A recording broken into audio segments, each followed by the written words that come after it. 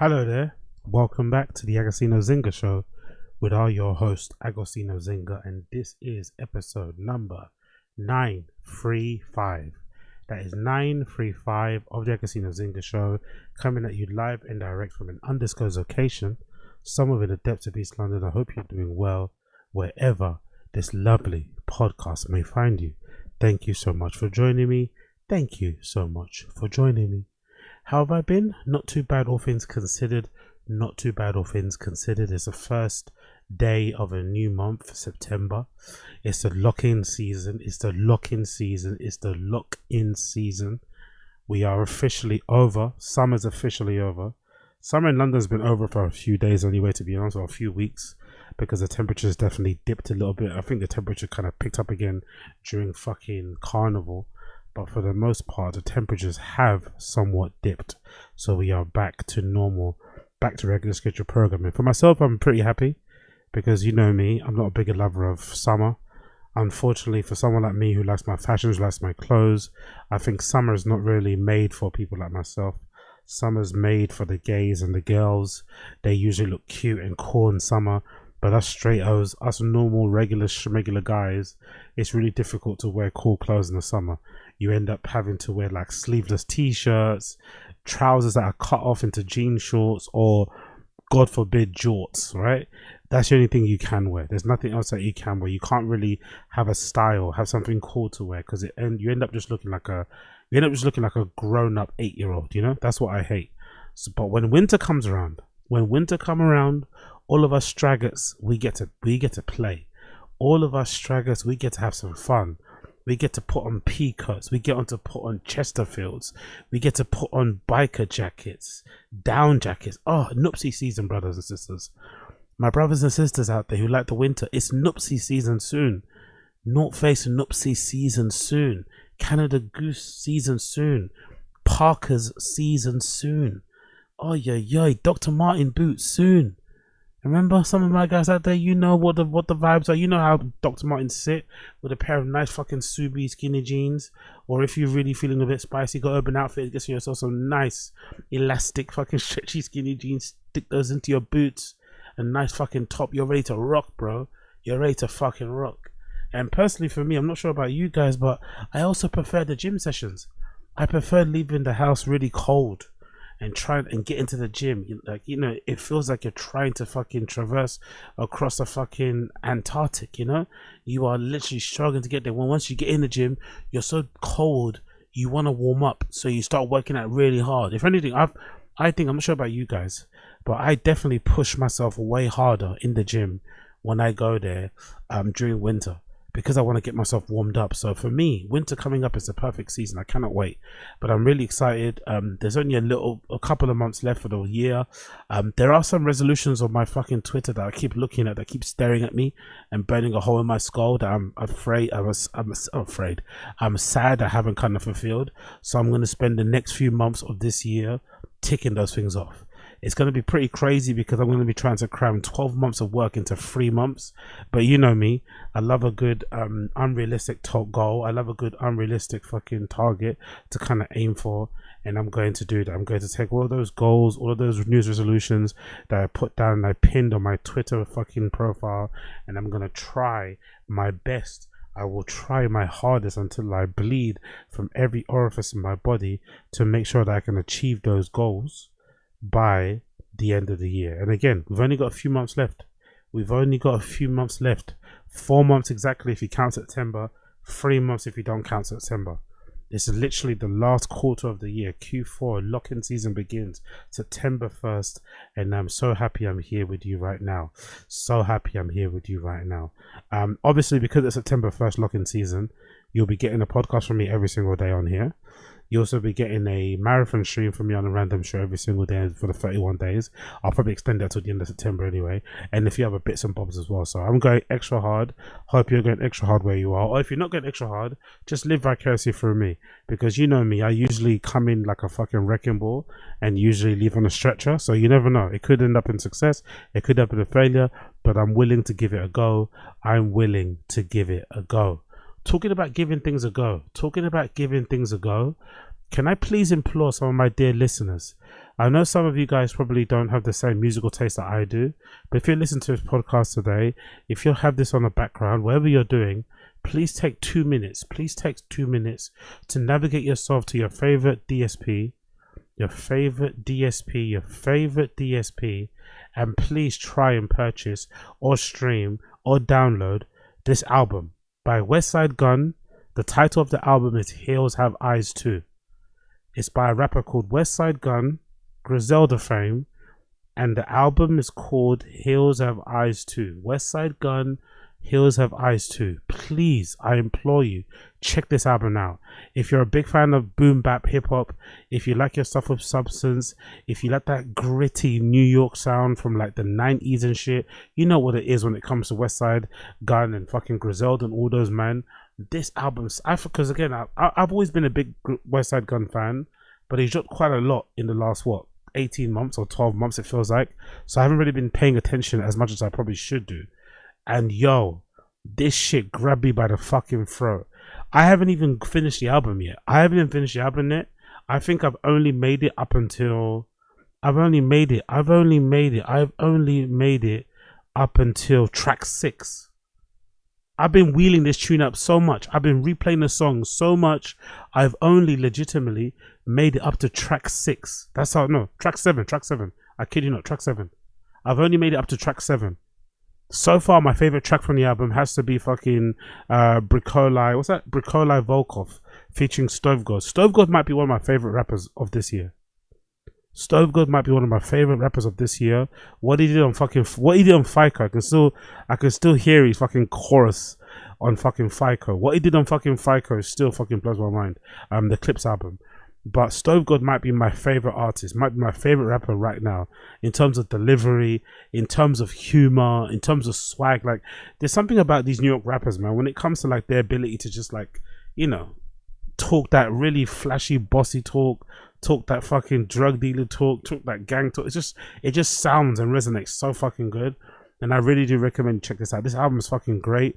The other track that I've also been playing on loop has been Aunt Gina featuring Schizo. It's the Westside Gunn verse on Aunt Gina might be his best one I've heard in a while. Honestly, he went fucking crazy on Aunt Gina. But again, I haven't been able to listen to the whole album yet. There's about, how many tracks left? There's about, oh shit, not that many actually. See, look at the track listing. There's fucking 5 tracks left. It's only a 12-track album.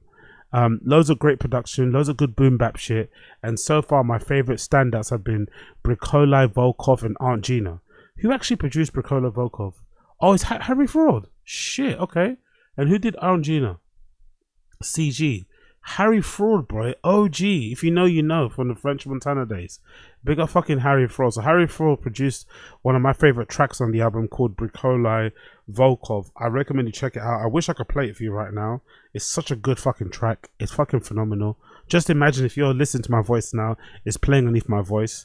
Probably when I edit this up and put this as a podcast only audio thing, I'll definitely have this in the background so you can listen to it, because this track is just too good. It's just too fucking good. Big up Westside Gunn. Hills Have Eyes Too. Great fucking play on that fucking film title and kind of flipping it to kind of tie in with wrestling. But please check it out. Hills Have Eyes Too. Westside Gunn. It's available now on all your digital streaming platforms. An amazing album. Talking about amazing albums, we've had some unfortunate developments and news courtesy of Young Thug. Young Thug has been on the legendary, it feels like, run of leaked phone calls from his time when he was in jail, sitting down waiting his court case. I think, and I didn't actually remember when they detailed it. They basically reminded us all that Young Thug was in jail for 3 years. You know, it didn't feel like it, but that whole YSL Rico case, he had to sit down in jail for 3 years. I didn't know it was that long. For some reason, I thought it was 2. That really explains why. Now I understand why Gunna snitched in a way, because he really wasn't involved. He kind of got caught, you know, blindsided. He really wanted to, you know, get outside and do music again and meet his girl, because that's one of the leaks that come out. Anyway, let me just explain to you what's going on. So essentially, a lot of phone calls that Young Thug made during his time sitting in jail awaiting his trial have now been leaked to the public, and a lot of these phone calls don't paint Young Thug in a good light. A lot of these phone calls are Young Thug essentially manipulating a lot of people in Atlanta to essentially turn their back on Gunna. And it feels like because of jealousy, it feels like because he's also really pissed off that Gunna basically left him in the lurch in prison there and snitched straight away without really consulting him or kind of holding him down, you know, that sort of thing. Because they were obviously once really close friends. But either way, it kind of exposes Young Thug for being a bit of a snake, you know? He talks bad about a lot of people behind their backs, people that he's kind of close with, Atlanta legends, fellow artists and stuff. And it's really kind of disheartening to see. And a lot of it, you could probably say, would fall under the remit of snitching, especially after that, you know, video came out of him in the interrogation room. Well, no, an audio clip of him in the interrogation room in 2015, where he's volunteering up a lot of information regarding stuff that's happened, you know, putting people in jeopardy, putting people's fucking freedom in jeopardy and shit. It's been pretty tumultuous couple of days for Young Thug, to be honest. I think his reputation and his stock is way down. Fortunately, he's a musician, so as long as he puts out good music, it will kind of make people won't give a shit. But still, one of the really interesting developments to come from another leak that just dropped the other day was this leak courtesy of Kuroku. The title says Young Thug says he allegedly spent $50,000 on fake streams on Gunna's DS Forever for it to debut at #1 over Weeknd's Dawn FM. And you know, Dawn FM, you know how much I like that. So, yo, Dawn FM still fucking slaps to this day. So I didn't even know DS4 fucking what you call it was a #1 album. I had no idea, you know. Like, Gunna's got an incredible fucking catalog. Anyway, Young Thug alleges that he spent 50k on bots to ensure that Gunna got that #1 spot. So let's play the clip, and then I'm going to give you my thoughts on the other side. Trying to do other shit, you know.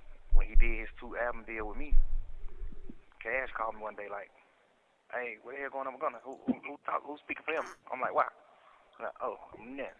You know, he trying to get signed right here with Weeknd signed it, and he demanded he want, you know, 20 million." To be fair, look, considering Gunna's sound, I think he'd fit really well in XO. Could you imagine Gunna and the Weeknd mixtape?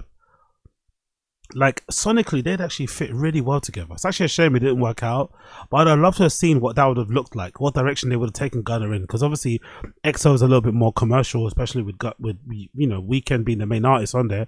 I'm not even sure who else do they have signed over there. I don't actually know, but regardless, anyway, just in terms of an outlet, an institution, a brand, a platform, a label, I would have really liked to have seen Gunna over at fucking XO and seen what he would have done. Now he's free, obviously, because he's not on YSL Records anymore. He turned in his last one the other day. I'd actually be curious to see if we end up hearing some of that stuff, Weeknd and Gunna music. Whoa. So I already told him, like, whatever you want, just say it. I'm gonna give you the money, whatever you want. Just on some we brother shit. Like, nigga, I know you can't go nowhere in this world and get no $20 million check from no label. You're not doing numbers like that. You alright, but you ain't doing that like that. You know, like the #1 album you just had right now. I paid for you to have a #1 album. You didn't. You know what I'm saying? Honestly, earn a #1 album over the Weeknd, my boy. I paid for that shit. Damn, son. Damn. I shouldn't be surprised though, right? Because I remember hearing somebody say, like, people like the Post Malone, Ariana Grande, all the big stars buy bots. And I guess if you're a bigger star, if you're Justin Bieber, if you're Post Malone, if you're Taylor Swift, if you buy streams, if you bought your streams, whatever it may be, basically botting streams, you know what it is. It's just artificially inflating the amount of people that actually play your stuff to make it appear like you're bigger than what you are, get better placements on playlists, push you out there more. You know, it's just all just an image thing. Fake it till you make it. But if you're already an established artist, no one's going to bat an eyelid that you fucking botted 1 million views or 1 million plus streams. If you're a smaller artist, it's a bit more noticeable. But what this has proved to me, and this is something that I'm kind of coming to grips with, is that the whole game is kind of rigged, isn't it? If you think about it, right? No one's really playing fair because the game isn't set up to be fair. Everyone bots, right? Everyone's faking things. Everyone's putting out a better kind of, you know, sort of like tweaking their, or purposely sort of like painting their image to be one way, to appear one way, when really it's the other way behind the scenes. And it was making me think, like, on my side of things, when it comes to content, maybe I've been missing a trick in terms of not buying views, not buying plays, not buying likes, not buying followers. Maybe other people in my position would have done that super, super fast so you could make yourself look a certain way. You still have to spend money to do it, but I think that might be the way to go. You know, I think I've really fucked up by by basically trying to play honest, because I think if you play like either way, I think there's no shortcuts. In my opinion, this is a strange way to go around it, but I don't think there's a shortcut. Even if you buy streams, you still have to put the work in to keep up, you know, your grind and your artistry and shit. But what he's basically doing is that you're trying to kind of, you know, you're trying to give yourself that little pop, because getting a #1 album on Billboard can really change the trajectory of your career. It can give you different looks. It can put you in different places. It can put you in different rooms. It can have you in different conversations. So it's less about the monetary gain and more so what it does for your name and your brand. So I'm wondering, maybe, did I miss a trick by not really early on, when I started doing content, when I started recording podcasts, when I started doing stuff, when I started uploading mixes on SoundCloud, I never did any of that stuff. I never bought a play, I've never bought a view ever in anything I've ever done. And I'm wondering if maybe I really fumbled and I should have done that in the beginning. Now it's obviously going to be noticeable because I'm talking about it a lot and shit. It's going to be very obvious. But I wonder if I really fucked up. But then I think about it, maybe I haven't fucked up, because people like Russ is a good example. Russ the rapper is like, I think he mentioned it on her Twitter recently, actually. Let me actually get it up here. I think Russ the rapper really mentioned something that I thought was really, really interesting about how he's viewed by other people, right? So let's see if I can find it. Russ the rapper said something about how he's perceived compared to other rappers, even though he doesn't have the same profile, but he does actually sell out venues that are as big as some of the biggest rappers out there. So I think it was an interview. I think that's the one. That's the one? No, that's the one. No, not that one. There's another one. There we go. Yeah, that's the one. So this is the one that Russ was talking about that I thought was really, that resonated to me a little bit and made a lot of sense in terms of his career. This is Russ interview. Like, I don't look at myself like mainstream. Like, you can't, I don't think anyone would put me in the same category from a mainstream perspective as Travis Scott, Drake, J. Cole, Kendrick Lamar. You know what I mean? Like, you're selling out arenas. But I sell out arenas as if I was. Right. And to everyone watching and to any artist, it's because the message and the melody. Melody is universal and message is universal. Yeah. If you put a positive message in a beautiful melody, you'll be a huge global star. So I agree with him, but the thing that I wanted to more pinpoint on was the fact that he doesn't, you know, no one would think, like you said, no one would think of him in the same category as those big artists he mentions, but he sells out the same type of arenas that those artists play, as you can see via this clip of him in this massive arena with everybody just there to see him. It's not a festival, it's not nothing, it's just a headlining show, him playing as a massive festival somewhere. So it got me thinking, like, maybe what I should have, maybe obviously buying the views is one thing and it kind of helps, but maybe the good thing is doing this the long, slow way, the way I'm doing it now with the grind that I'm doing, is that in the end, because I haven't gone down the route of artificially bumping up my numbers will be reflective of what my actual audience is, you know, in the end. And it will kind of pay dividends, because it'll be people that are really locked in, people that really fucking give a shit about what I have to say for whatever reason, and so forth. Whereas if you buy the views, buy the followers, those people don't really exist, and you're kind of playing to nobody. And when the time comes for you to put on a show, you'll get a real idea about how less people you really have. You know what I mean? That's when things get really shaky with these artists. But it's kind of crazy to see that basically across the board, everybody buys views. That's a really surprising thing about this clip of Young Thug talking on the phone. He said he put 50,000 of fake bots and shit on Gunna for him to get the #1 album. And we all think Gunna's like one of the premier artists in Atlanta, one of the premier artists in hip hop in general. And he's incredibly talented, very, very versatile, as he's proven ever since he's kind of come out of jail and kind of stepped away from fucking Young Thug and stuff. And even he has to have views, bots bought on his stuff. So the game is so rigged nowadays that the only way to compete with all these big dogs is to bot. There's nowhere else to compete. Unless you're going to go the slow grind, which no one wants to do. Like, as we've seen with Ozempic and shit, no one wants to do the slow grind because it's just a slow grind. It's like trying to build like a YouTube channel from now an Instagram presence for now. It's very difficult to grow your presence online. So hard. You have to post consistently. You have to put yourself out there all the time. It's fucking annoying. So I get why people just start, you know what, I'm just going to buy a pack and get it done. But then in the long run, it ends up hurting you. That's the only problem with this sort of stuff. I never said that to him. I never told him that. You know, cause we just got the plug on that. Like, you never earned the #1 album. I spent 50 extra grand buying motherfucking streams, $50,000 buying streams for you to be Weeknd. Like, and Cash know the same plug, so Cash could have did the same thing. But Cash like let it go. Cash is like spat down, like, man, let the nigga on the win. I ain't starting shit. So now we find out that Weeknd also buys views, or bots his streams as well. Look at Young Thug snitching on absolutely everybody. Spat down like a player. You know, but he did a little deal. He got some little signs for a little nigga from his hood, whatever. Did the same shit, but he did a deal where he took their money. So these niggas, some young niggas too. These niggas like 17, 18, like real kids, baby.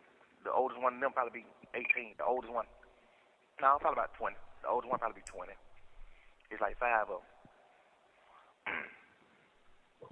They probably like 16 to 20.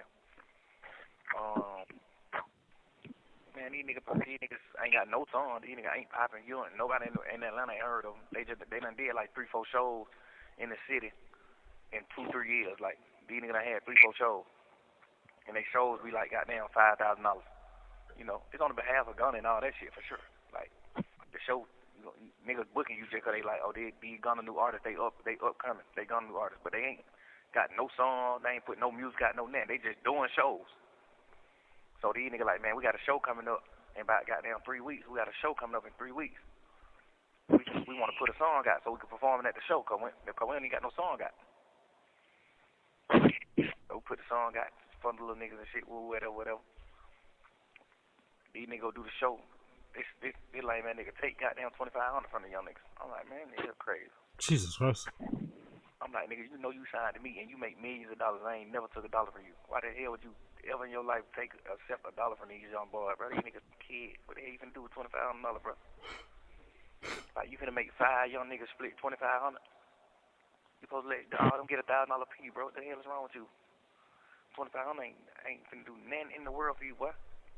He like, well, that's a deal they got. I'm like, boy, hell, got your mind fucked up, boy. You losing your sanity. Like, well, that hoe got your mind fucked up. So I'm gonna play the whole clip, but essentially there's more of this, and the more you listen to it, the unfortunate nature of it is that Young Thug's going out really sad, but there are parts of it where you can tell how big of a heart he has and why he's seen as the leader, why people kind of defer to him a lot, because he is quite business savvy. He's kind of got his, for, you know, maybe it's the way he raps or the way he comes across, but I didn't expect him to be that knowledgeable, that clued in when it comes to the money side. I'm sure maybe some of his quote unquote, you know, extracurricular activities may have helped with his business acumen, but he's pretty on top when it comes to the money side. There's a really endearing phone call that I heard where he's talking to Mariah the Scientist, and he's basically bemoaning the fact that Lil Baby might have dropped the ball, because according to Young Thug, Lil Baby was approached by Hypebeast for them to purchase his masters, right? His catalog. You know how a lot of these big hedge funds, investment firms, and streaming platforms, whatever, right? There's these companies out there that are now buying a lot of artists' catalogs and shit. I think recently Justin Bieber sold his.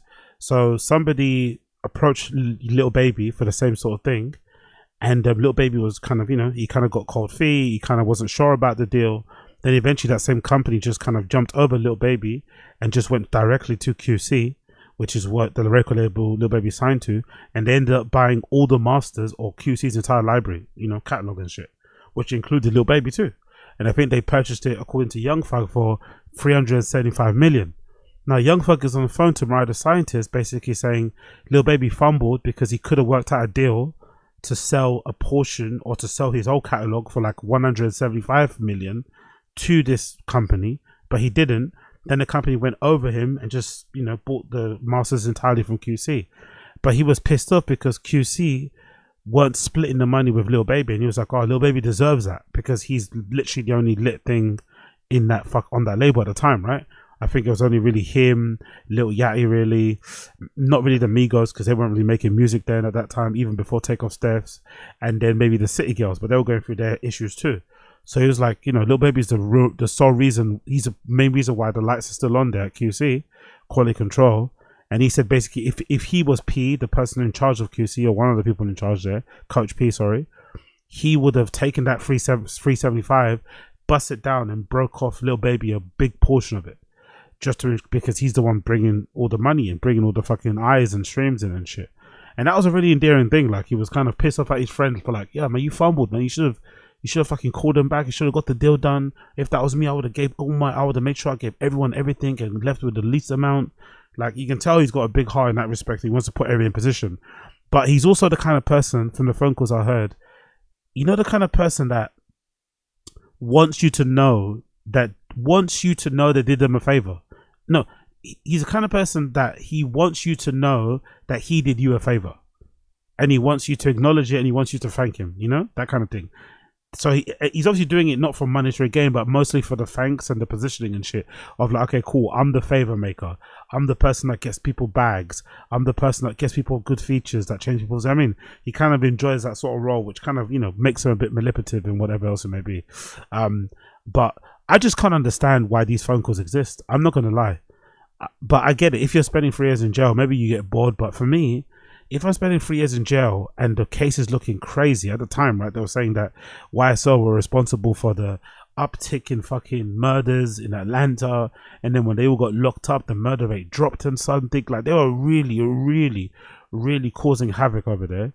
So if that was me and I was probably facing some football numbers in terms of, you know, prison sentences, luckily, you know, that didn't happen for Young Thug, I'd just be focused on my case. I'll be focused on getting my mental right. I'll be just like zen, you know what I mean? But for some reason, Thug was on the phone, like talking about, like, brother, man, so much yapping, so much involvement. So you were so attentive and everything was going on, making sure people knew that he didn't fuck with Gunna, putting out a narrative that this and that. When to drop the album at the same time, it's like, brother, you got other stuff to worry about. Why are you worried about this shit? That's the thing that confused me in the whole thing. I was like, why is he worried about this shit? And obviously the fundamental thing that I was perturbed by, why were they talking about these things over jail phones? Do these guys think jail phones are private phones or something that can't be like ever unsealed and like released to the public? Some people are alleging that most likely this is Gunna's team that are putting this out because Young Thug came out, instead of just being different and changing his life and going a different direction like Gunna did. Young Thug came out on some like super Mr. Super anti-rap kind of thing, and obviously kept talking bad about Gunna, and I'm assuming that's obviously affecting Gunna's pockets too. So somebody very smart in Gunna's team decided to strategically unseal some of the court documents, unseal some of the fucking evidence, and basically put it out there. You know, some of these phone calls that make Young Thug, you know, seem a little bit hypocritical, because if you're cussing out, or if you're saying Gunna should be cut off because he's a snitch, then you should be cut off too, because you definitely snitched in that 2015 fucking video phone call. But regardless, it was cool to hear, again, some of the business aspects of it. And it's just unfortunate to hear this side of things where essentially all the best artists, everybody in music now is basically botting their views.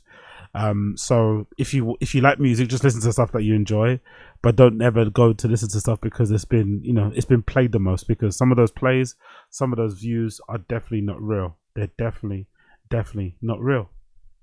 Yo, big up my guy John Geiger. Big up my G John Geiger, the big JG.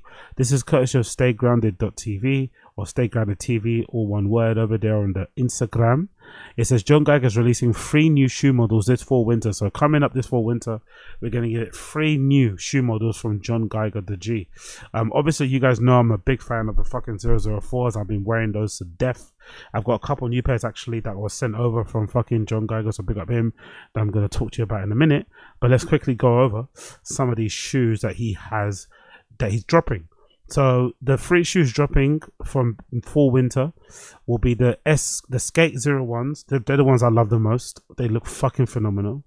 The 004.2.0s and a pair of 005s.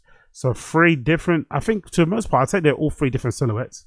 Or maybe the 004s are not, because they're a bit different, because they have a little sock on it. But either way, they're fucking brilliant. So let's check what they're at. So you got the Skate 001s or the Skate 01s. essentially taking a leaf out of everyone's kind of book in terms of interpreting or reinterpreting kind of 90s, early 2000s skate shoes. You think of S, you think of Etnies, you think of DC, loads of shoes that kind of come from that kind of lineage of having those really fat tongues, those really fat laces. I think there's a pair of Josh Kalises that are similar. There's a few of these ones that I've kind of worn over the years and shit, right? And they're fucking fantastic. And in this particular pair, he's kind of gone for, if that was me, I don't know, I don't think I would have gone for that tip at the front, but I kind of like the shape in general when it comes to the tongue. He's kind of gone for a more kind of like classic look when it comes to the upper. There's kind of a couple bits of paneling over there, but for the most part, it's kept kind of simple and kind of plain. And what I like about them is that they don't look as, they're bulky still, but they don't look as extra bulky as other shoes that I've seen nowadays, where they're trying to take on that skate thing and kind of reinterpret it as like lifestyle shoes. Because I'm assuming most likely with John Geiger, he kind of does a lot of R&D and stuff. I'm assuming if you want to skate these, you can probably skate these still, but they're probably more lifestyle skate wear, skate shoes, as in proper skate shoes to wear. But I could be wrong. Either way, on the laces, you got this really cool, which I like actually. It's a really cool design, little nod, and something that will get seen from afar. You got these zebra print or these zigzag print kind of laces that make you, if you stare at them too long, they're going to make you trip balls. I really like this little emblem here on the tongue as well. It's like a little gel emblem. Again, it reminds you of something that you would see on a pair of shoes in the 90s or the early 2000s or Y2K era, where it kind of looks like you can pop it, you kind of press it and it bounces. That's really cool. And then what I love the most is on the heel tab, one side of the heel tab says kick, the other side says push. Kind of in my head, I thought it was a reference to Lupe Fiasco's legendary song, right? Kick push from back in the day. Like I still hear that till now, innit? Kick push and we cost. Such a fucking good song. Big up Lupe Fiasco. So that's a really clever nod with it being a skateboarding shoe. Kick push on the heel tabs, noting to that legendary Lupe Fiasco song that probably, if you think about it, obviously, legends like Stevie Williams and whatnot came before Howard Hunter, R.I.P. But I'd imagine there's probably a certain portion of people from the hood, certain portion of people from a particular way of life who probably got their first introduction, their first exposure to skateboarding through Lupe Fiasco's song. And if I'm not mistaken, Lupe Fiasco can't even skate. That's the crazy thing, right? So two of the most influential people to kind of introduce, I think, skateboarding to black people in general, Pharrell and Lupe Fiasco. Pharrell can skate kinda, not really. I still remember that iconic t-shirt, Pharrell Can't Skate, from back in the day, right? Big up Plain Gravy. If you know, you know. But two of the most influential people in terms of, in promoting skateboarding culture to blacks, I think in the modern years especially, have definitely been Pharrell and obviously Lupe Fiasco. But obviously people like Howard Hunter, again, Zoo York for sure. There's a bunch of skaters on Zoo York from back in the day. I still remember that one tape I watched back in the day, that one skate clip that I watched, one skate video film from Zoo York, I think, where the guy goes, I don't know where that spot is in New York with the red bricks. It's like underneath a bridge and it's got like a little ramp bit, right? There's a guy that skates there in Timberlands, like in actual fucking Timberlands. He's like pop shoving it, heel flips and shit, 360 flips, like crooked grinds, like crazy shit in fucking Timberlands and massive jeans. So yeah, there's a whole lineage of people doing it, but this is quite a cool little thing regardless. So big up him. So far we've got 3 colorways featured here. We've got a black pair. We've got a black pair with contrasting white stitches, which I love. They're probably my favorite pair. This black pair here is like so fucking good. Black pair with white stitching contrasting. You've got a white pair with like a dark black, it looks like, outsole. And then you've got a white pair with a light blue outsole. That's what I can see. Or maybe that's white and maybe that's off-white. So one is white, one is sail. But either way, you got 2 white pairs and 1 black pair. I'm personally really hoping John Geiger does like a gum sole one too. Because that's a classic thing for a skateboard shoe. Basic fucking upper and a gum sole. A nice gooey, sticky gum sole would go fucking a long way. And here's the another angle of the white pair with the blackish dark blue outsole. What I really like about them too is there's a different logo. So I guess this is the new John Geiger logo that he's kind of going for, which is different from the 004s, okay, cool. It's not different. Sorry, on the 004s I got here, there's like that same icon, this like kind of it looks like a boomerang sort of like shape, but then it's got John Geiger written in the middle. So I guess it's a flip on the logo. So maybe, you know, it's kind of like how Nike has a swoosh and it also has Nike font. So he's taken away the font and just left the fucking symbol there, which is really cool as well. I ain't mad at that in the slightest. And then obviously that's the heel tab on the black pair. Oh, the black pair's got a yellow outsole.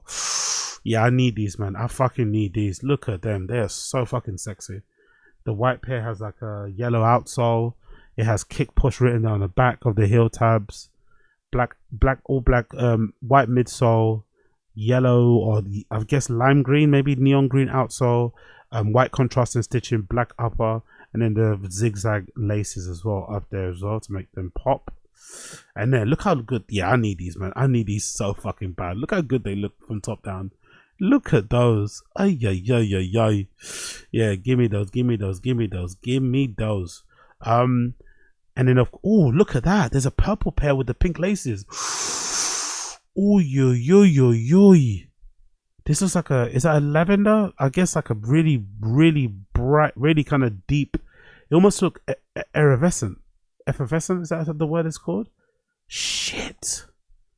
Yeah, there's a lot of good colorways coming out. I'm really eager to see what happens. I also like, not gonna lie, I'm also not mad at the raw hem or the raw edge here on the hem. Is that the hem or whatever, that raw edge here that runs across the mudguard? It kind of gives it a different pop and color as well. You could obviously just kind of seal it up if you wanted to or make it dark, but I kind of like how it's raw because it makes it have this like nice white line around the front there. Maybe that's just 3M, I don't know, but that looks great. And obviously the matching or the pink laces too really add a bit of pop as well down the shoes. They look fucking great.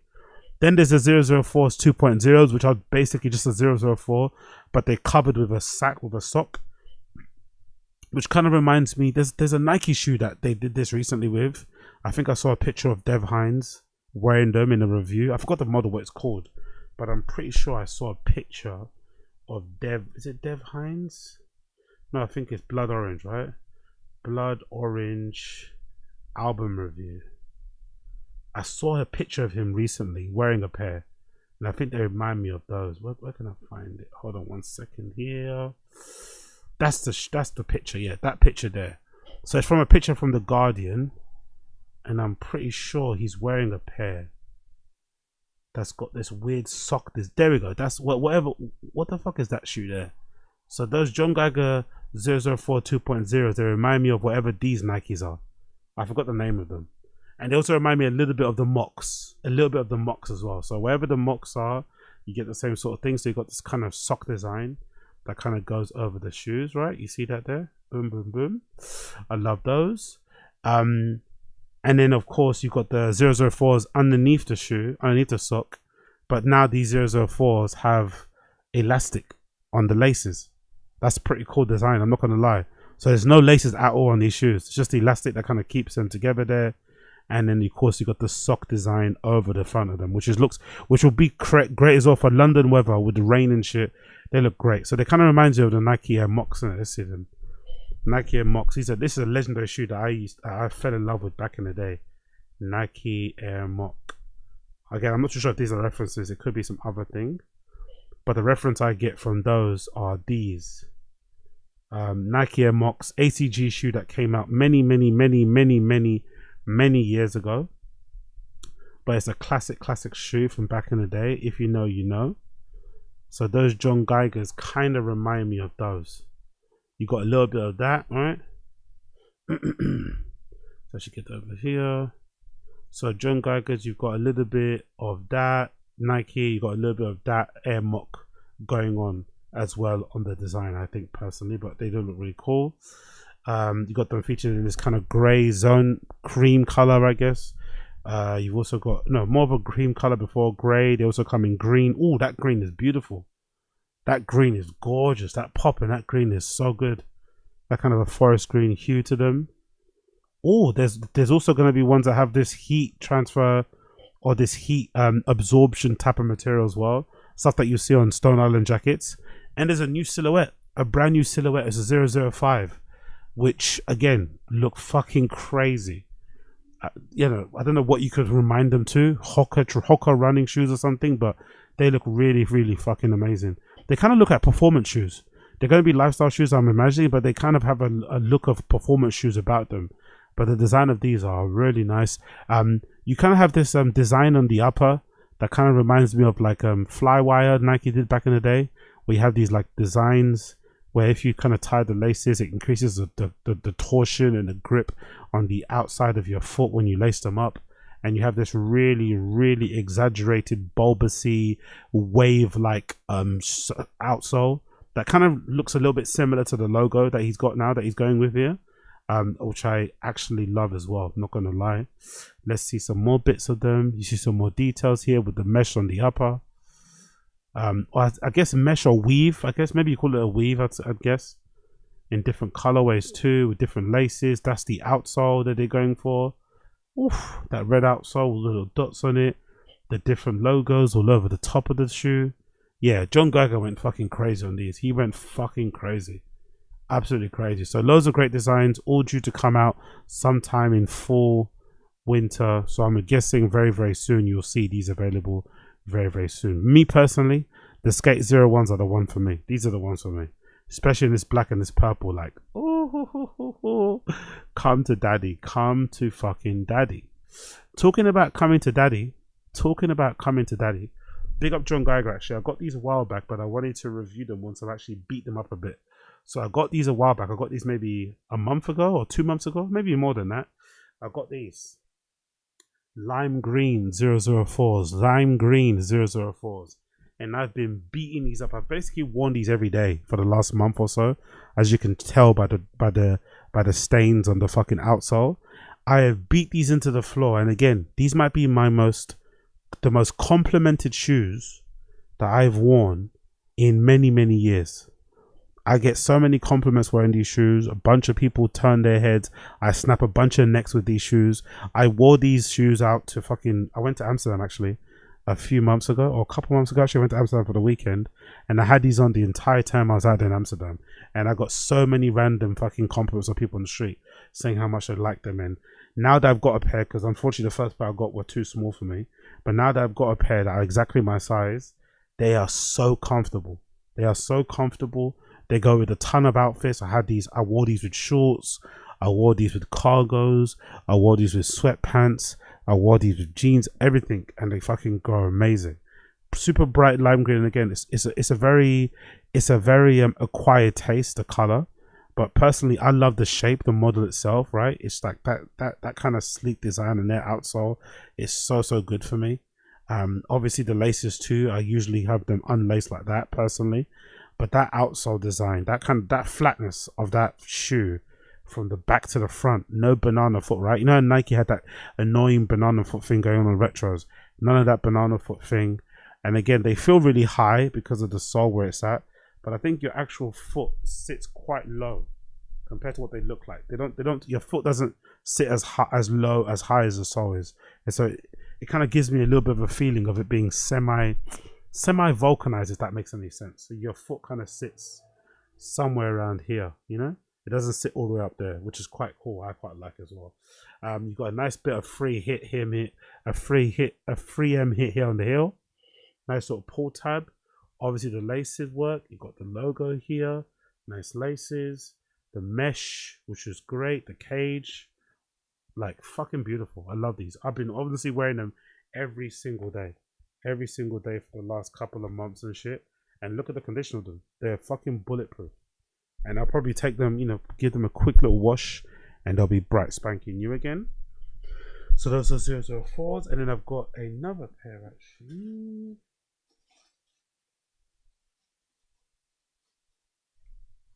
I've got another pair, which is these ones to show you.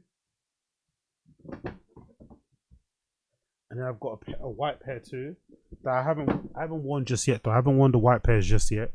But the white pairs, I'm saving those for a good outfit, for a rave. I'm gonna wear these in an all white outfit. I'm gonna go fucking crazy when I get. Trust me, I'm gonna go crazy. But I've got a white pair too that I'm going to wear very soon. And the white pair are just as nice as the, you know, but I've got to be a little bit more careful with these because these are very white. So as you can see here, you've got the white mesh, white outsole. it's the same as the lime green ones, but the only difference is the cage, the kind of rubbery cage that goes around the best design bit actually on the 004 is this fucking amazing rubbery cage, right? But if I'm not mistaken, it actually spells out his name. I think, if I'm not mistaken, that rubbery cage actually spells out John Geiger. I'm sure you can see the J and the G somewhere in there. But yeah, that rubbery cage is in grey and it's outlined in black as well to give it a nice bit of pop. And if I'm not mistaken, the outsole as well, I can't see in my glasses, but I think the outsole as well is a slight grey. So the midsole's white, but the outsole is a slight grey as well. So really, really happy with these. Haven't worn them just yet. You still see the paper on the back of the heel tab. You've got the fucking 3M hit there. You got the fucking beautiful, nice fucking midsole or insole as well there. You can see, right, with the nice John Geiger hit inside there as well. And that logo, you can't go wrong with. The lining on the inside, which I like, by the way, because I've got very fucking sweaty feet and I can really fuck up the lining on the shoe and stain it. So I'm really happy that he decided to go with a grey lining on the inside lining here instead of white, because these will get fucked up very quickly. But yeah, I can't wait to wear these with an all-white outfit. I can't wait to wear these with an all-white outfit very, very, very soon. John Geiger 004s in that white and grey. What's it say in the actual box? The color code. It says, what's that? Lafred. It says layered grey and white. Okay, layered grey and white. So yeah, check out John Geiger. He does great stuff. He's always dropping new shoes. I think recently he dropped a collection. I think it was a red pair, if I'm not mistaken. They dropped recently. So there's always new models dropping. Mostly from what I've seen, mostly anyways, the 004s and GF01s, I guess, the ones that are like a flip on the Air Force One. So I think they dropped recently too, but check out his site. A lot of the stuff is sold out already, unfortunately, but he does do great stuff. It's johngeigerco.com. You got the GF1s, which are a flip on obviously the fucking Air Force Ones. You got the 004s that I have, I've got the triple limes. He recently dropped these, which are the yachts, red, yellow, and python. I think a lot of American guys went crazy for these, but those are sold out, and the other 004s are sold out too. But yeah, check them out. johngeigerco.com, johngeigerco.com. Great stuff there. Check him out. Always dropping stuff. I'm not sure, and again, I'm assuming the fall winter collection is going to be dropping soon. Maybe he's going to be getting rid of all this stuff. I'm not too sure, but I guess we'll have to wait and see. When it comes to John Geiger, we'll have to wait and see. Big up John Geiger. Moving on, let's talk a little bit about this movie that I want to see. This is the title. This is the fucking thumbnail of the fucking video. There's a movie that I want to see that's based around my favorite thing. Two of my favorite things. Berlin and techno. Two of my favorite things in one movie, and people are saying it might be one of the best rave movies of all time, which is high praise because there's a lot of really good seminal rave culture, nightclubs, whatever movies over the years, right? Loads, so many to mention. So the fact that this movie is getting such high ratings is fucking phenomenal, especially when you think about it being so, centered in the Berlin scene. A lot of people who have watched it, I've seen review it, are basically from Berlin, and they're very picky. You know how these people are. They're never fucking pleased. So the fact that they are saying it's that good, I'm prone to take them seriously and believe them. But I really want to see it. So I'm hoping there's a London premiere soon. I've been fucking rummaging around my Google trying to find a fucking torrent for it, but it doesn't exist. So if there's a London premiere anybody knows about, please let me know. Email me via the link in the description down below. There should be a link for a description down below, or just leave me a comment or send me a DM on Instagram. But let me know if there's a fucking premiere for this movie in London, because I actually want to check it on. It's called Rave On. This is an article about it, originally published in Mixmag. It says trailer released for a new drama film centered around the Berlin techno scene. The first trailer for Rave On, an up-and-coming film centered around the Berlin techno scene, has been released. According to Variety, the drama will follow a musician on a rave odyssey during a night of a techno club. Aaron Altaras will star in the film alongside Clemens Schick, with cameos by Chicago experimental producer Hieroglyphic Being and Berlin-based up-and-comer Lucia Liu. Described as a love letter to techno music and Berlin nightlife, the film is reportedly filmed during a real-life techno nights in the Berlin capital. Amazing, right? The German language film is written and directed by Nikias Krios and Viktor Jakalowski and has been acquired by Munich-based sales agency The Playmaker, who will bring the film to Cannes Cannes Film Market next month, where it will be screened. Rave On producer Andor Steiben told Variety, techno music is one of the most important German cultural exports. Rave On is a raw, real as music itself, an authentic and rare cinematic roller coaster to bring the culture to the big screen. So let's check out the trailer, because I haven't actually seen the trailer myself. I want to react to it in real time, but let's check out the trailer. This is Rave On. It's with English subtitles, so if you listen to this video audio only, you won't hear the subtitles, unfortunately. But I found it via Vimeo, so I'll put the link in the description if you want to see the trailer yourself. But let's watch the trailer. I'm curious to see if this is any good. Aber wer träumt, kann enttäuscht werden. Wer nicht mehr träumt, ist frei. Platte ist was anderes einfach. Spür mal, spür das.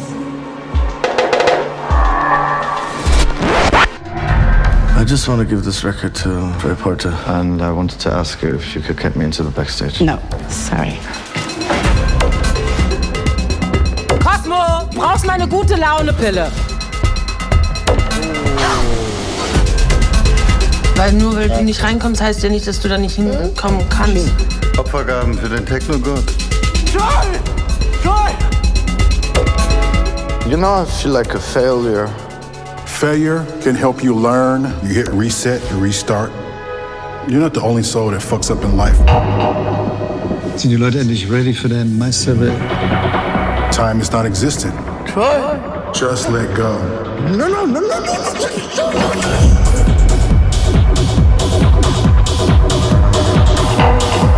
Habt ihr eine Platte gesehen? Habt ihr eine Vinyl?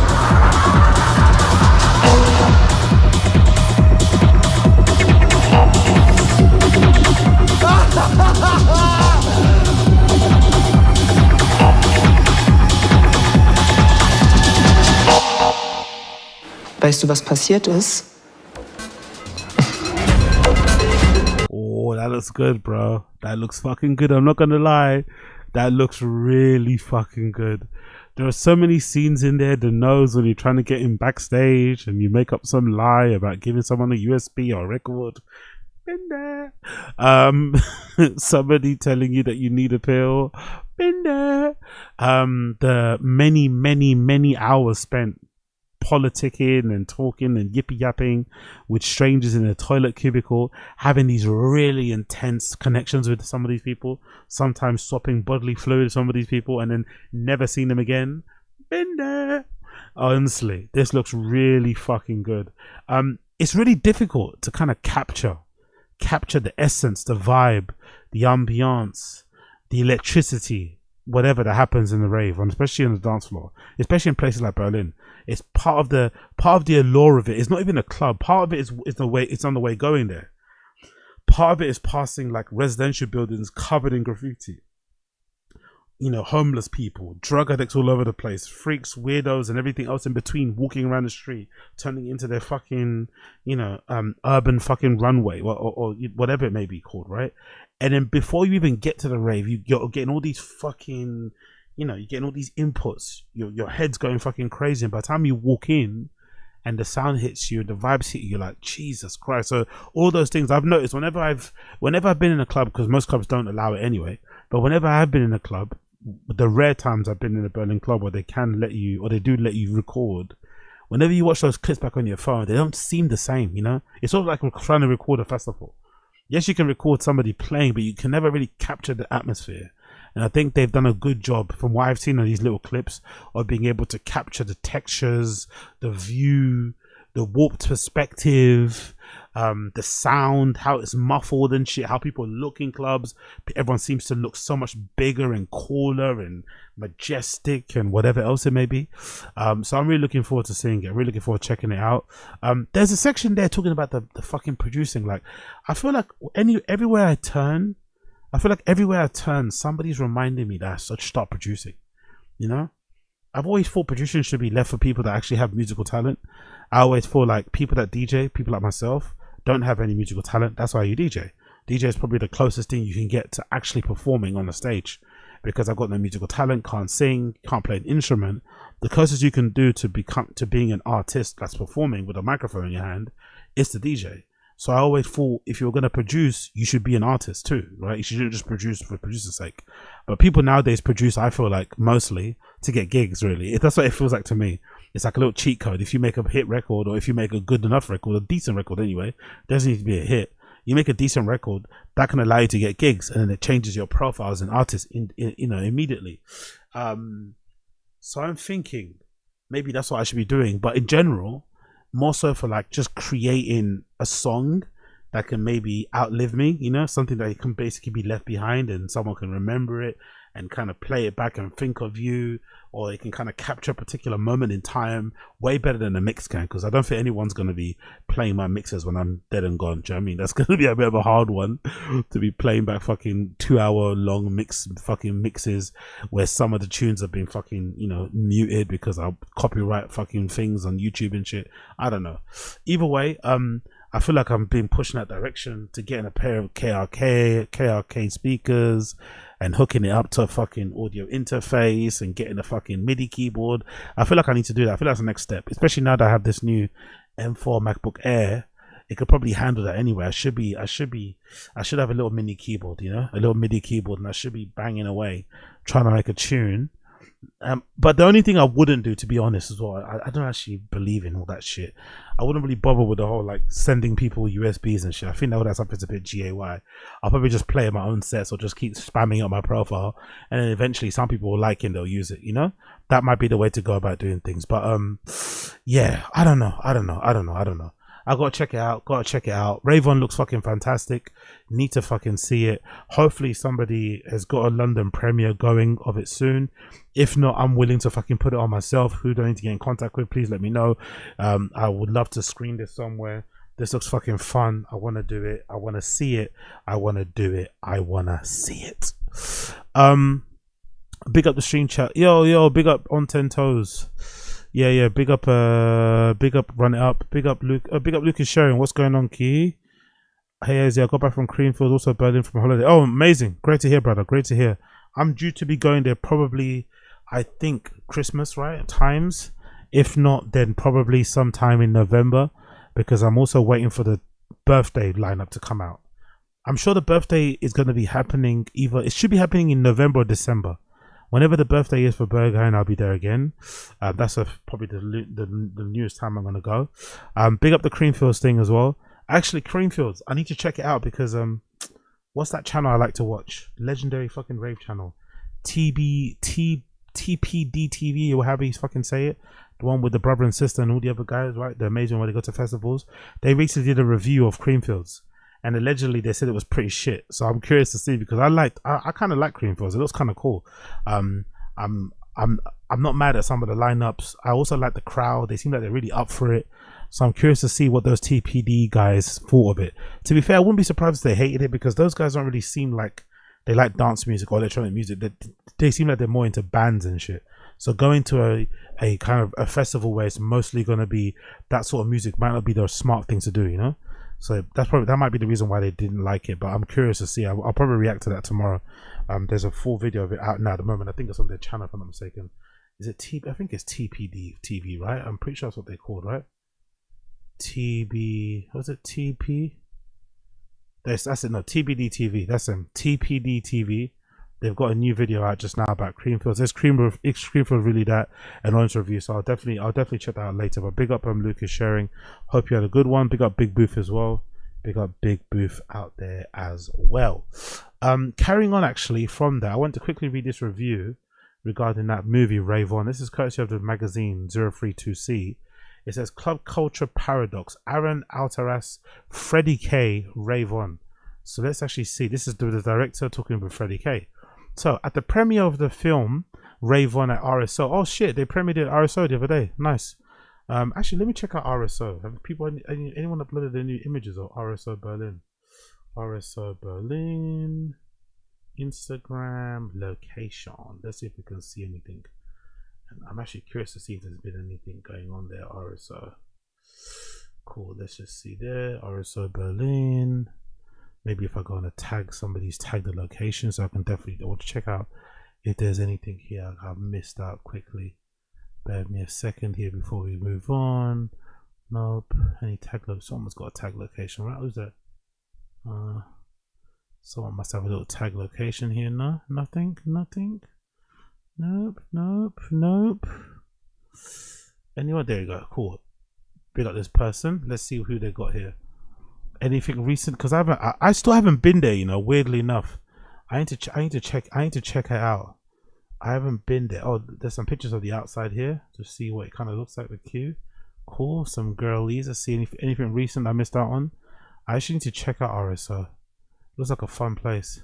Wow, that was so good. What's this? Magma. Is this RSO? Magma. Oh, this is the outside bit, right? Yeah, this is the outside section of RSO. They've got a really big outdoor kind of like open air places where they can go and get smashed at, which is not. Oh, look at that. That's huge, isn't it? Huge space on the outside. Fucking amazing. Cool.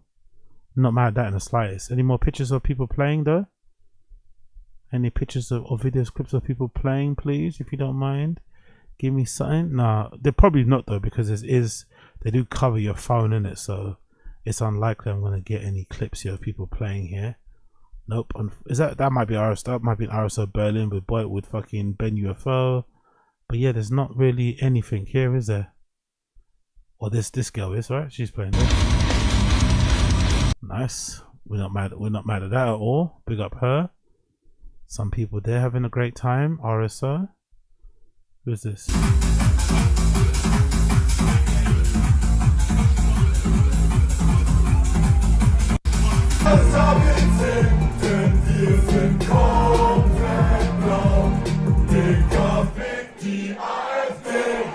I don't think, do we have a single? Okay, we got a single bestseller in London. We got the Cause. I was thinking this is like a not random, but you know, it's one of many venues in Berlin. But we have, I think, one place that looks like this in Berlin, in London. I think it's the Cause. Okay.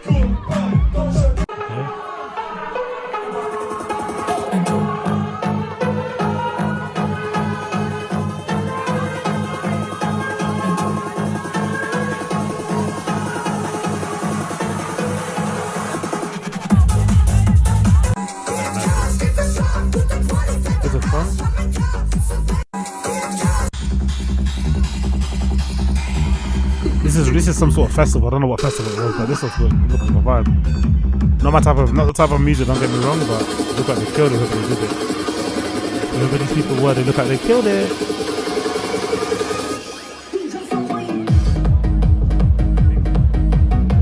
I ain't mad at that. And then they got a cheeky doner at the end as well. You can't go wrong with that, innit? You really can't go. That's a good little spread there, isn't it? I didn't know you can get watermelon slices at kebab joints. I didn't know you could get barbecues. You could get a little watermelon slice. That's a nice little fucking munch, isn't it? A little doner, some fucking club martes and a bit of watermelon. I ain't mad at that at all. I ain't mad at that one bit. I ain't mad at that one fucking bit. But yeah, cool. Let's check out the article. Let's go back. Let's check out the article. They say the premiere of Rave On happened at RSO. Crowds in black tracksuits and utilitarian fitness adjacent uniforms drifted towards the venue's open air valley. People queued, verifying guest list spots or arguing about not being on them. Bouncers were unamused and uninfused. Outside, friends hugged and friends party acquaintances, while others tucked tiny plastic bags into their socks around the corner. Inside the DJ booth, the dance floor had been replaced by the stage with a massive screen. The people seated in the benches in the front were Berlin club culture edition of the board game Guess Who. Sven Marquardt sat front and center, the director's chair, while Westbam weaved across the stage in search of the bathroom. Artists who appeared in the film were Lucia Liu, DJ Hyperdrive mingled with others in attendance to show support, such as Brutalism 3000, Ski Agu. Just before the screening, of Berlin's most universally beloved DJ, Freddy K, Alicia Armini, gave a brief intro speech. Rave On's lead actors. Oh, was he involved in it? That might be why it's so good then. Maybe they console with people to kind of make the movie look good.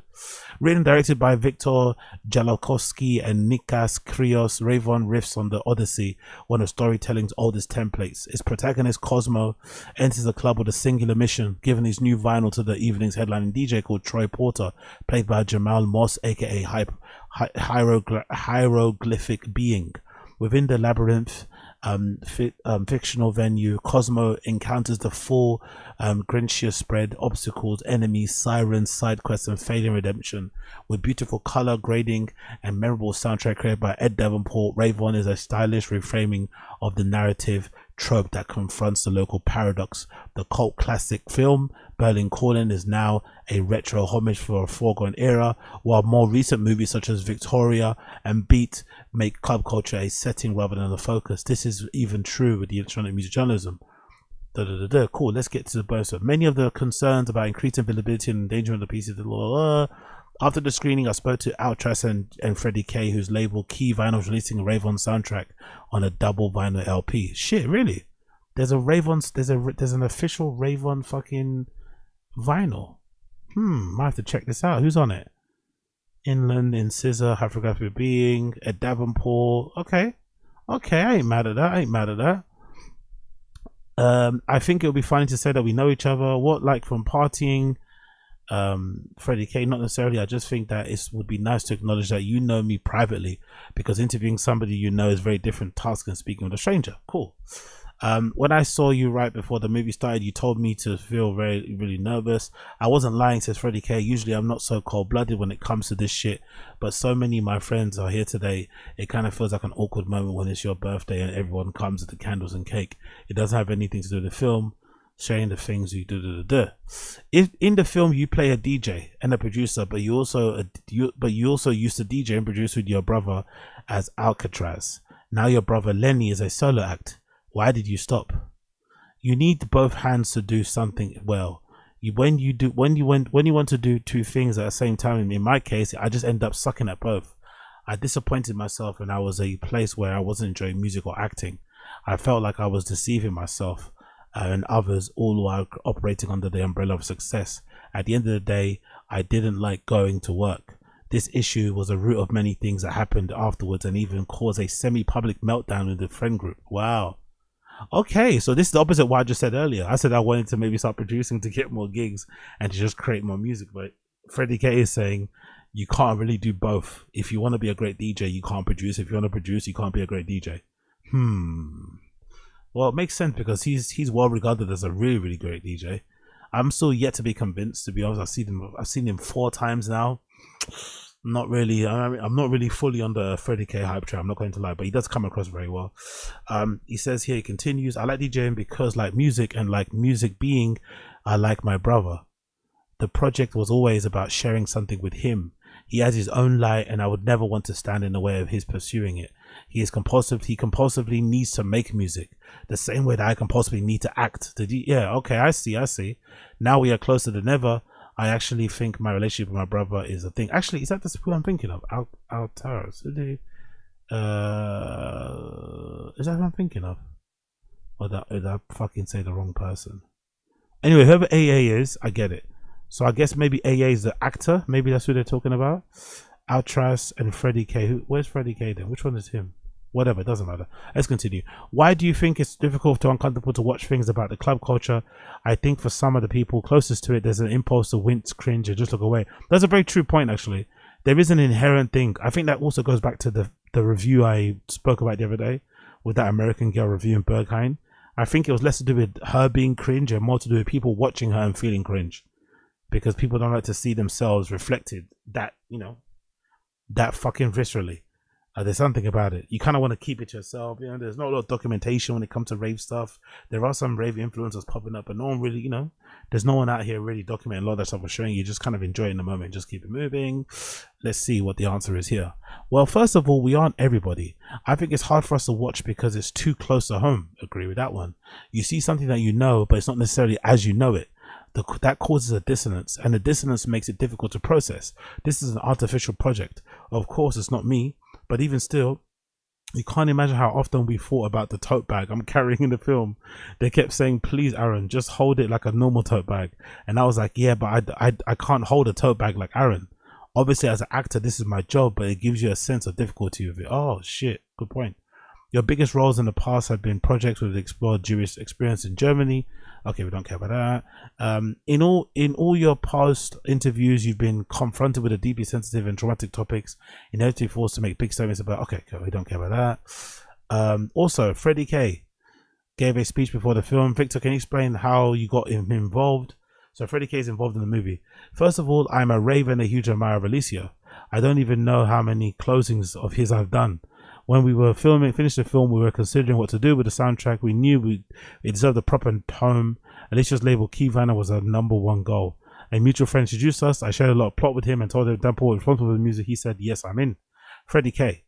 I said that without even watching the movie because I knew Victor's work, but also because the character's story is similar to mine. When I first started going to Berghain, I was always brought pressings with me to try and get them to Ben Clot or Marcel Dietman. I know exactly how it feels to show up at a club with vinyl in your tote bag to try and approach a DJ, then be shooed away by someone who says the DJ doesn't know you. yeah. So I guess everyone's had that experience then. So even Freddie K says he kind of, you try and you don't get anywhere. The funny thing is, I think, weirdly enough, right, that's sort of like begging and trying people. It never works, but you know what actually works? Just doing the work. Being recognized for the work actually gets you, but sometimes it actually helps to have you be seen. So even if somebody says no and tells you to fuck off, the fact that they've seen you, when you then start doing the work, they'll start joining the dots. They'll be like, oh yeah, you're that guy that was annoying me the other day. This is your party. Okay, this is your label. That's how it kind of works. So sometimes annoying people can sometimes be bad for the ego, bad for the pride, but long term it can pay dividends. So approach with caution, dear listeners. CG, I assumed most people just do things digitally nowadays. The plot always reminded me of more of the hustle of the mixtape culture. Actually, one film that hugely inspired me was Hustle and Flow. You know what? I think it's the opposite now. I think because everything is so digital, if you are trying to get stuff released on a label, I think you are better off actually having it on a USB, or if you're even having it on a USB, or if you're even really, really anal about it, really fucking particular about it, maybe even have it on a USB and give away a fucking Bluetooth speaker, fully charged, with the USB plugged in, or maybe with I'm sure that's possible. I'm sure on Temu or on one of those websites you can find a speaker that's got a built-in fucking memory stick that you can just fucking drop tunes in and play them. I'm sure that does exist. I'm sure it exists. Handing that over to a DJ and saying, yeah, this has got my latest fucking EP on there. I'm sure that's probably a better way to get yourself signed than just sending it as an attachment via an email, because everyone does it. That's the easiest thing to do. But actually making the effort to buy a ticket, go to the night, waiting around for the DJ, handing them something, I think that's the way you actually make a big impression. But again, it has to be good. It doesn't matter the impression. If the tunes are shit, no one's gonna fucking care. I appreciate the dialogue in the film acknowledges some of the very big conversations with the contemporary club culture, the role of social media, generational divide, and musical trends, but touches on them only in passing. I find it interesting that there is some kind of divide happening in the scene, and I want to represent that. There was a lot more in the original script, but we wanted it to be careful not to overload it with a thesis or divert it from the core idea. Good idea. The main character does have opinions about these topics, but that doesn't mean we agree on them. The lead is very locked up. He's constantly overthinking and needs to free himself. The character of Roxy J represents the opposing opinion. Alicia, how did you react to when you first saw the film? Freddie K says, you should know that I get very invested in movies. I believe everything in them. Yeah, I'm the same when it comes to big up my favorite movie, and the one I believed, even until this day, is fucking Limitless. I believe there's someone developing or has already developed and is secretly taking a fucking NDT pill that can unlock the other 90% or whatever of your brain that is laying dormant. I'm sure someone's doing it right now and making a bucket load of cash on the fucking stock market. Maybe NDT pill is fucking ChatGPT. Maybe that's what it is. Maybe the NDT pill is fucking AI. But anyway, Limitless is my one. For Freddie K, the one he believes is the Blair Witch Project. I thought it actually happened. I couldn't sleep for 3 days. From the second Rave On started, I found it very realistic. It also experiences something very specific, the new wave of club culture unique to Berlin. There are only a few other clubs in the world that have this model, such as K41 in Kiev. I really want to go there, man. Big up K41. Fold in London. Basement in New York too, I need to get to as well. There are clubs that focus on sexuality, queer inclusivity, with awareness teams and dark rooms. As a touring DJ, I know how rare it is to have these kinds of freedoms. In most clubs, you get kicked out for being on drugs. You can't go into stores with other people, and the perception of the kind of people who go clubbing is negative one. That happens a lot in London, unfortunately. All those things he mentions happen a lot in London. That's why I have zero patience for anyone in Berlin who complains and cries about their scene, because we have clubs in London where legitimately you can't even go into a stall with somebody else. You know what I mean? The stalls don't even have locks. The bathroom stalls don't have locks, or they have very, very, very, very obvious fucking gaps on the door so people can kind of peek through and see what you're getting up to. The searches are fucking worse than the search you get if you're about to board a plane. Like, oh, go through the airport, sorry. TSA shit. It's fucking crazy. So any people out there in Berlin who like to cry and complain about their club scene, please come to London. Let us swap places for a month. And let's see how you like it going to fucking nightclubs where you're paying £50 for an entry ticket, you know, £10 for a fucking cloakroom, £15 for a mixer. Like, you ain't seen nothing yet. There were so many moments in the film, Freddie K says, that felt true to my life and experience. Almost couldn't believe it. The film also feels very spontaneous to me. It manages to avoid all the stereotypical cliche mistakes. Yeah, I really want to watch it now. I really want to check it out. We knew at the beginning that we were not making a film about techno, but okay, that's an interesting opinion there. What he said, clarification. We know that we were not making a movie about techno or about any particular club or scene, because if we did, we would inevitably fail. This is a story about one guy with a record. We try to keep everything else that happens along the way authentic as possible. Maintaining that format helps us to avoid the look. Okay, cool, I get that. It's one guy on a mission, basically, like a sort of like a hero's journey, I guess. He's on a quest to get whatever he has in his hand seen by somebody, and then it just happens to occur in a club. I like that. During the screening, everyone laughed during the scenes with awareness team member. I think because it felt so realistic. Yeah, I have to give a ton of credit to the club where we filmed. After they agreed to let us shoot, we wrote the script, and according to the place, the people who worked there, which includes Lara, we were originally the main character. Okay, cool. I want to know what club was it they filmed it in. I also loved how the film portrays the social aspect of the scenes. It said everything is so online now. Concerts and clubs are some of the only places left where you can actually be face to face with other people, have great conversations, and meet people who never would have otherwise. I actually cried at the end of the film because, you know, I'm 54. I've dedicated my life to this. I've met all my friends in my clubs. This is Freddie K. I met my partner in Berghain. Rah, Freddie K's 54. To be fair, he looks good for his age. I'm not going to lie. For a white man, he looks decent for his age. I didn't know he was 54. I thought he was in his 40s. Rah, Ted. Big up Freddie K. I met my friends in clubs. I met my partner in Berghain. I've never seen this on the screen. Movies like Berlin Calling or Human Traffic only show one aspect of the culture. There's a lot of darkness and anxiety on Rave On during his trip, but I think the overall message is positive. It shows that there's a reality parallel world where people take care of one another. Yep, I like that. Were you anxious about the film? How it's going to be received? The scenes, I think people were afraid of it go wrong. What's that? This is the most difficult film I've ever made, he said. I struggled with it for many years. I was so nervous, of course. Some people did say, why do you feel the need to talk about this important screen? This is sacred to us. I told people who felt afraid of this project that I understood the concerns. Honestly, there's so much fucking gatekeeping in it. I wonder what it is about. I wonder because inherently the scene was started on gatekeeping, right? Especially if you think about the dance music scene here in the UK with raves in the fields and shit. That was inherently gate kept because you had to call certain numbers. You had to have the number in the first place. You had to go here, go there. So there were a lot of barriers you had to jump. A lot of hoops you had to jump, you know? The barrier to entry was really high.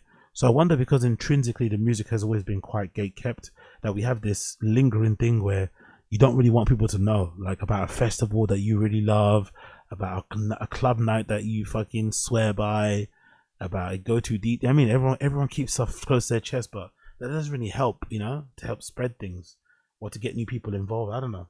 I guess we all have our different reasons to do stuff. And it continues here. The scene is constantly evolving. This project was just about freezing. It was really just about freezing a moment in time. In 10, 20, 50 years, people will look back and see what it was like to go clubbing in Berlin in 2025. That's so true though, isn't it? Imagine that. All those videos on Instagram that only focus on the DJ and big drops, these don't represent the climate. Exactly. I've always said that. When I put on my own, when I do my own thing soon, I'm definitely gonna have, it's gonna be weird, but all my pictures on my Instagram will all be from the fucking dance floor, focusing on the people that are raving, not on the fucking people that are DJing. You know, even if it's just have to blow people's faces, it will just be that. That's so important, man. It's so annoying that everything's fucking focused on the DJ these days. These do not represent the climate of the club culture. It's just ecstasy. It's very produced. It isn't real or accurate depiction of the world, and that felt like a further justification to make this film. I know I'm not showing any emotions right now, but I think speaking with you and Alicio, I'm finally realizing that we as artists might have gotten at least some part of it right. Oof, love that. Very, very beautiful line there. Rave On is screening now in theaters in Germany, so maybe I have to watch it in Germany. Maybe when I go to Berlin, I have to check it out there. But look at that, even that scene there. Look how perfect that is shot. That top-down view in the toilets, where you get a view of somebody in the other cubicle doing drugs, somebody pissing.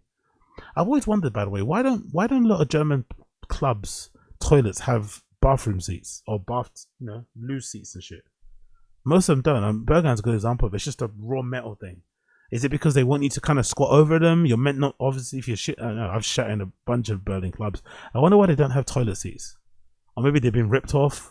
I don't know. Maybe they get break too easily. Either way, fucking brilliant. Big up Rave On. I really want to check out that movie. It's meant to be dropping very, very soon. Or it's out in Germany already, but I can't find it anywhere in London. So if anyone's got a link or a connect, please let me know, because I would definitely love to check it out. Definitely love to check it out. What is it? Is this RSO? I want to see some clips from RSO. That ain't RSO. That's a lie. That's not RSO. But yeah, there are some clips of RSO though. Big up Echoes of October. He's got some clips of him playing in RSO as well. Big up Echoes of October.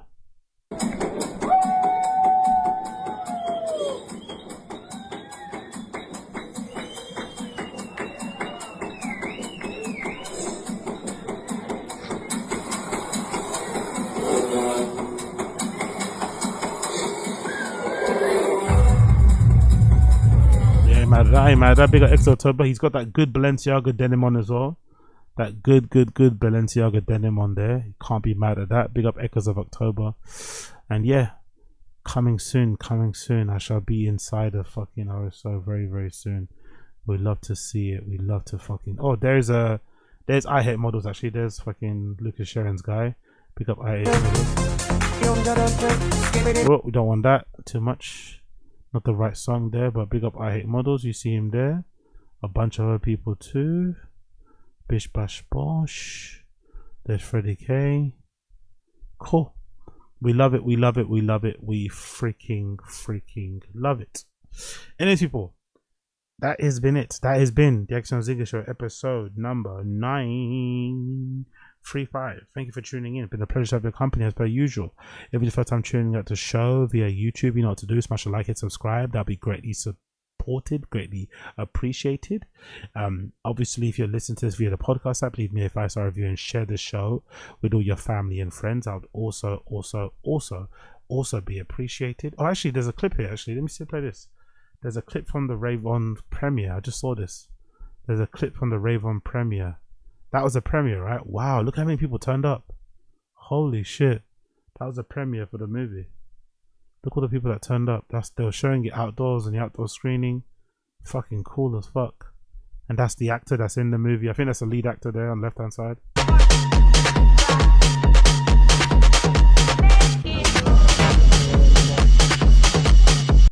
Yeah, fucking hell. Let Freddy K talking. I cry at the end, so get ready because it's a beautiful picture of all of us, really. And my heart is filled. Thank you so much for being here. Thank you. So cool. Thank you. It's a great tracksuit, by the way. Fucking great tracksuit. The cast and crew of Rave On.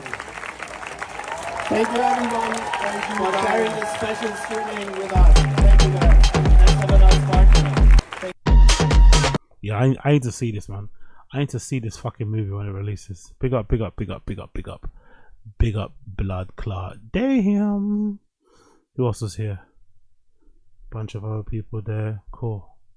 Man needs to see this movie when it drops. I swear to God, man needs to see this movie when it drops. I ain't even fucking lying.